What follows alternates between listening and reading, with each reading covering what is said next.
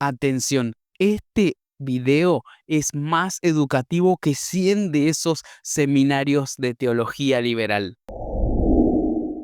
Y si tuvieras una pregunta científica, irías a un científico y supongo que esperarías una respuesta racional. Y si tuvieras una pregunta filosófica, irías a un filósofo, y quizás menos racional, pero aún así convincente, esperarías una respuesta.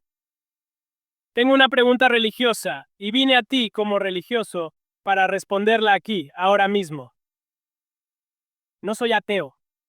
No puedo equiparme con el relativismo moral. Soy agnóstico y envidio tu fe. Quiero saber por qué debería creer que es más probable que haya un Dios que existe. No tienes que probar absolutamente que hay. Solo deseo saber que es más probable que no, y quiero que me lo demuestres claramente. Ok, gracias por hacer una pregunta honesta, lo agradezco. La razón por la que creo que Dios existe es por cierta evidencia. La primera prueba, el orden y el diseño del cosmos, me apuntan a algún tipo de mente inteligente.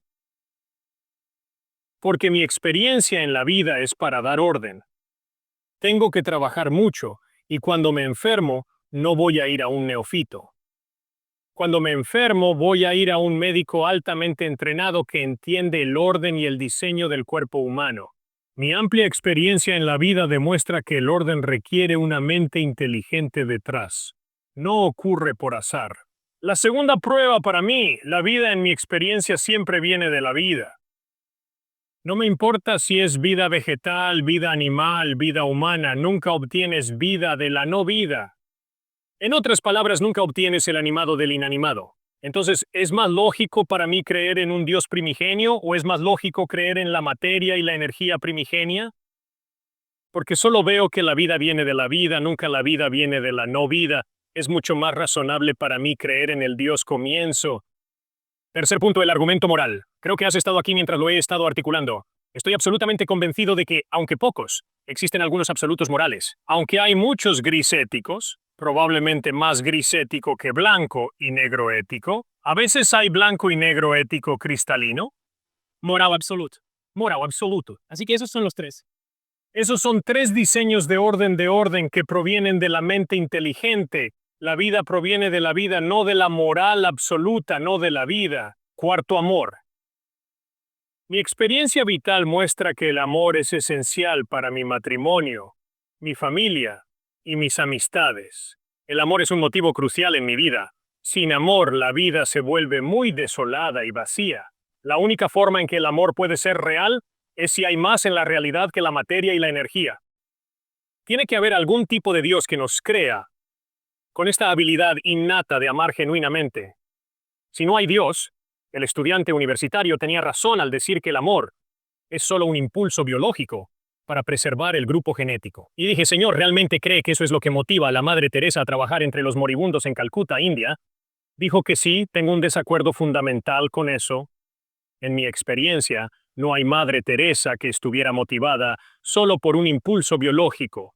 Ella estaba motivada por el amor hacia los moribundos en Calcuta, India. Esa es la cuarta prueba 4, ¿verdad? ¿Te importa si hago algunas preguntas? Sobre ir, adelante.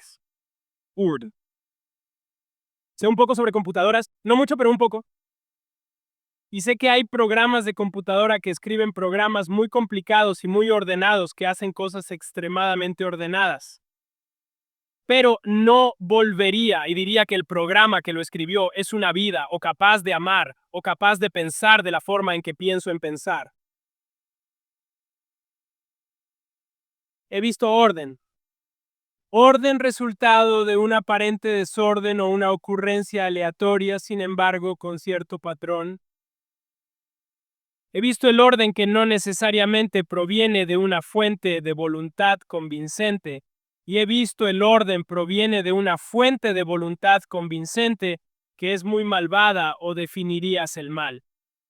Así que primero afirmaría que he visto, o creo que he visto el orden del caos. Y sé que he visto, o al menos me gusta pensar que he visto el orden de lo que dictarías como malo. Entonces, ¿es orden del caos? Y si es solo orden de orden, ¿por qué implica necesariamente una buena entidad que creó este orden? Ok, tengo fuerte desacuerdo con un punto y estoy muy de acuerdo con tu segundo punto. Creo que está bastante claro que una computadora proviene de una mente inteligente. Nunca he conocido una computadora que acabara de surgir por accidente, así que esa computadora obviamente fue ordenada por una mente inteligente. Así que no hay problema con las computadoras. Pero creo que planteas un tremendo problema cuando se trata del mal. Creo que tienes absolutamente razón. Creo que es totalmente posible que esta mente inteligente sea un escojo deformado. ¿Cuál era la segunda razón ahora? Ok, la segunda cosa es que la vida proviene de la vida, no de la no vida. Esa es más difícil para mí. No soy biólogo, pero sé que hay muchas teorías que dicen que, dado los materiales correctos, la carga eléctrica correcta, por así decirlo, en la atmósfera correcta, podemos crear proteínas, podemos crear enzimas, podemos crear moléculas complejas, y a partir de eso, esto. Yo creo que es más difícil creer esa postura que creer que un Dios inteligente creó todas las cosas. ¿Qué les parece a ustedes? ¿Me lo dejan en comentarios? Ok, y mi punto es que no me sorprendería si los científicos crearan vida porque eso es exactamente lo que creo. La mente inteligente crea vida. Mi punto es que tienes que tener la mente inteligente allí. No necesariamente tienes vida que surge de la no vida por pura casualidad. No creas que sea posible, ni siquiera remotamente posible, ni siquiera infinitesimalmente remotamente posible, que en algún grupo primordial un rayo golpeó un complejo de moléculas que crearon una enzima que luego nos permitió evolucionar en esto a lo largo de miles de millones de años.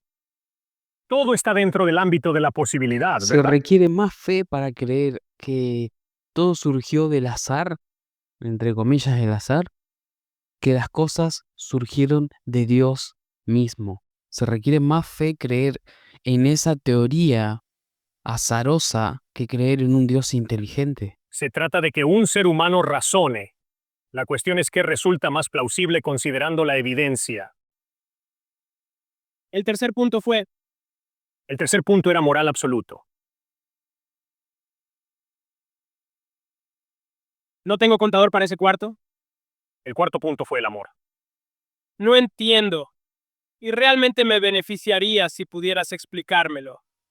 En serio, no comprendo lo que quieres expresar con eso. Nunca he vivido lo que describes. Apenas siento felicidad en mi vida.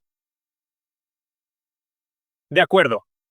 Lo que quiero expresar es que en los años 60 hubo un disturbio en la Sorbona, la Universidad Francesa en París. Un joven se acercó a un hombre barbudo y le dijo, «Perdone, señor, ¿por qué se mueve?» El hombre barbudo dijo, «Estoy protestando contra este mundo malo». El joven preguntó si crees en Dios. El hombre dijo que no, soy ateo. Un joven preguntó, ¿amas a alguien? El barbudo bajó la cabeza y dijo, sí, amo a una mujer con la que tuve un hijo y ella está muriendo de leucemia. El joven dijo que está muriendo de leucemia. ¿Por qué no la abandonas y salgas a buscar a otro zorro que te envuelva un poco más barba? Un hombre retrocetuvo y casi pegó al joven. El joven dijo, disculpe señor, usted dijo que no hay Dios. Bueno, si no reconocemos la existencia de un Dios, no habría habilidad humana innata para cuidar de otra persona. Si esta mujer pierde su capacidad de excitarte sexualmente porque sufre de leucemia, ¿por qué no buscas otra persona que te emocione más? Y luego el joven sacó un evangelio de John donde leemos que hay un Dios y este Dios es amor. Y cuando Él te creó a ti y a mí y a su imagen y su parecida, puso dentro de ti y de mí la habilidad innata de amar. Así que cada ateo ama, cada agnóstico ama, cada teísta ama. ¿Por qué? Porque somos humanos, no máquinas. Somos seres humanos creados a la imagen y parecida de Dios. ¿Es el amor la única emoción que Dios puso en los Estados Unidos o todas nuestras emociones son de Dios? No, Dios nos dio emociones, pero debido a nuestro pecado podemos retorcir esas emociones. El ejemplo clásico es la ira. No hay nada malo en la ira. Enfrentado al mal, Dios está enojado. Enfrentado al mal, debería estar enojado. Eso es indignación moral, esa es la ira justa. Pero en mi egoísmo, en mi pecado, retorcido la ira y pierdo los estribos con alguien porque me pasa adelante en la fila en el aeropuerto. No saben a quién acaban de enfrentar y así que exploto en un tipo egoísta de ira y eso es pecaminoso. Vinculamos esto con tu creación. Ex argumento de Neilo, creación, nada contrario a ello. Todo aquí de Dios. ¿Había algo delante de Dios? ¿Hubo alguna antes? Dios es eterno, así que no hay nada antes. Todo de Dios. No, no todo viene de Dios, porque Él nos ha dado dones creativos tanto a ti como a mí. Obviamente Dios no hizo tu chaqueta ni tus gafas. Obviamente Dios no construyó ese edificio. Obviamente, si voy y lo pateo en la mandíbula, no es Dios haciéndolo. O si me acerco a Él y le doy $1, no es Dios quien se lo está dando. Entonces, porque Dios te ha dado dones creativos a ti y a mí, podemos crear. Y lo hacemos todo el tiempo. En cuanto a la voluntad de Dios, existen, y para simplificarlo al máximo, dos aspectos: la voluntad decretiva y la voluntad preceptiva de Dios. La voluntad preceptiva es la que nosotros encontramos en su palabra, su escritura, y la voluntad decretiva es aquello que Dios decreta que se realice. Ahora bien, Dios no decreta el mal, ni Él hace que los hombres actúen de manera mala por medio de sus decretos. Pero dentro de la voluntad decretiva está lo que algunos teólogos denominan la voluntad permisiva de Dios. Es decir, Dios decreta permitir a algunos malvados que hagan cosas malvadas. Esto no significa que Dios acepte, que Dios aplauda, que Dios esté a gusto con las cosas malas que hacemos los hombres. Sin embargo, en su decreto Él permite, aunque no le agrade, lo permite por su propósito eterno y por su propósito general y máximo, que es su gloria, porque Dios es capaz de sacar de lo malo algo bueno. Y en lo que respecta a los absolutos morales, dices que hay algunos. Ok, ¿dónde los encuentro? 2 lugares. Primero, vas a tu conciencia. Y segundo, preguntas. ¿Ha revelado Dios un estándar en el que puedo medir mi conciencia? Jesucristo afirma que es ese estándar, que sus enseñanzas éticas son ese estándar. Puedes encontrar esto en el Sermón del Monte, en Mateo capítulos 5 a 7, y en los 10 mandamientos, en Éxodo 20. Mi conciencia es la primera espada. Primero conciencia, ¿verdad? Eso me molesta. Mi conciencia guía mi comportamiento de manera muy diferente de lo que supongo que lo guiarías como... Eso es correcto. Soy extremadamente egoísta y actúo casi exclusivamente en mi propio interés. Así es como mi conciencia guía. Ajá. Bueno, me atrevo a decir que ocasionalmente experimentas culpa. Tal vez no a menudo, pero ocasionalmente. Nunca has experimentado culpa.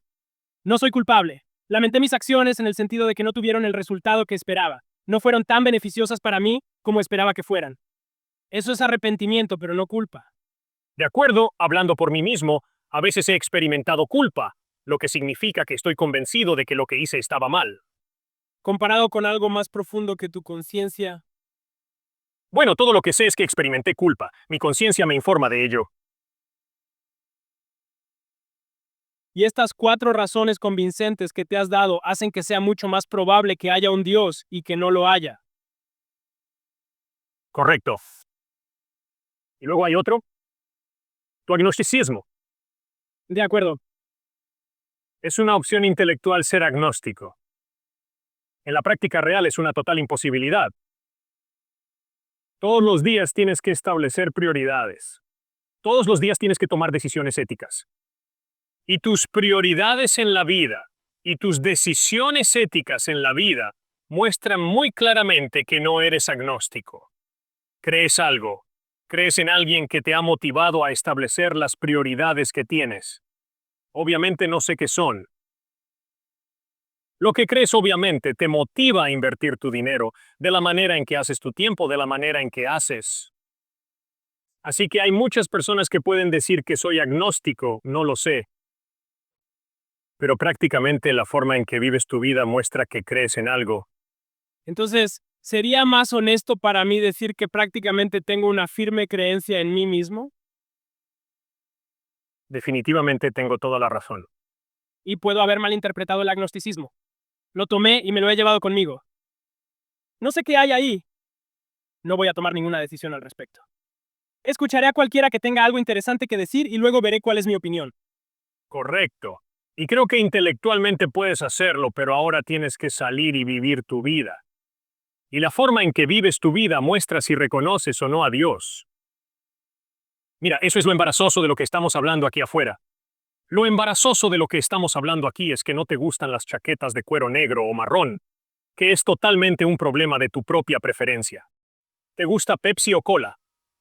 Porque verás, realmente no importa si prefieres una chaqueta de cuero marrón o negra, o si te gusta Pepsi o Coca-Cola. Esas son cuestiones bastante insignificantes. Pero el problema de la existencia de Dios no está a lo largo de las líneas de Pepsi y Coca, chaquetas de cuero negro y marrón. Es un problema que llega directamente al corazón de la existencia humana, porque es un problema de cuál es el significado y el propósito de tu vida. ¿Por qué vives tu vida éticamente de la manera que haces? ¿Y qué hay de la vida después de la muerte? ¿Alguna vez vas a tener que responder a alguien por la forma en que viviste tu vida?